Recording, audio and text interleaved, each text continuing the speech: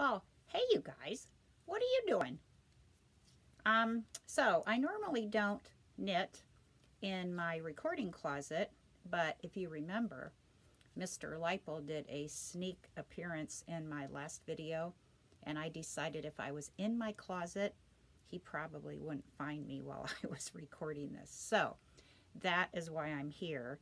And I did know I was recording, but the reason I'm recording with my knitting is because today the letter we're going to learn the sound for and the sign for and the handwriting for is the letter that starts this.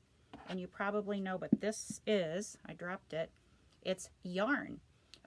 So yarn is something that you knit or crochet with. Some people make things like God's eyes. The cool thing about the sign for yarn is, let me teach you first the hand sign. So the hand sign is you put these three fingers in the middle down, and your thumb sticks up and your pinky sticks up. Now, once we learn how to make uppercase Y printing today, it will remind you so much of the letter Y, because there's a little slide, and then there's another little slide, and it goes straight down. So this reminds me of a Y, of an uppercase Y. So we're going to use this as the sign for Y. This is the American Sign Language hand sign for the letter Y. And Y says y, y, y, y. So you kind of have that little like y, your mouth is wide, y, y. And it's kind of y, y, back in your throat, back in here, y, y, y, y. You can kind of feel the vibration, y, y. So Y says y, y. And the sign we're going to do is the sign for yarn. Now we're going to change it just a little bit. So see how there's a ball of yarn and then the string comes off of it? So with one hand we're going to make the ball of yarn, and the other hand is going to be like the string coming off of it. Because when you unravel it, the string comes around and it comes off of the ball. So have your ball of yarn and make your Y, and kind of use your pinky, and it's like your pinky is just unraveling. Yarn. So when you do the sign and the sound, you will say Y says yarn. Okay? Y says yarn. All right, good job.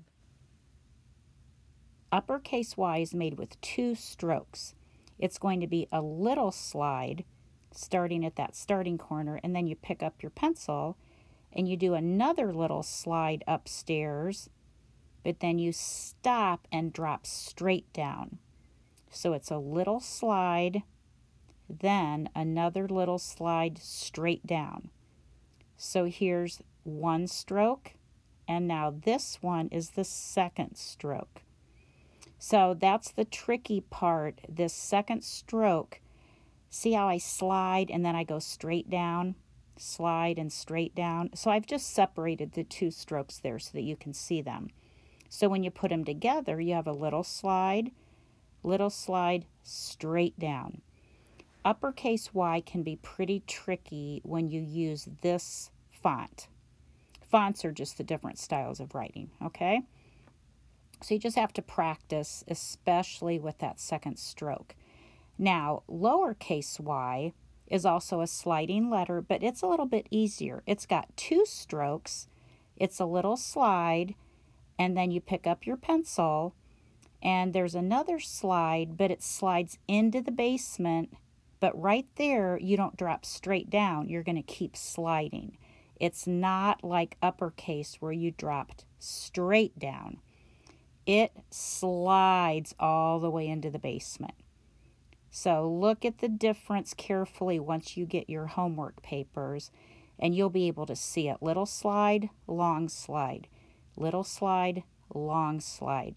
I found that when kindergartners had trouble with Y, usually it was because the little slides would be too short.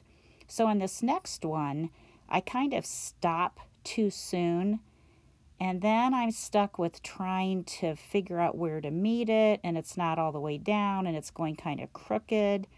So in order to avoid that, just make sure your first slide goes all the way down to the line, like the floor of the first floor. And then this slide goes into the basement.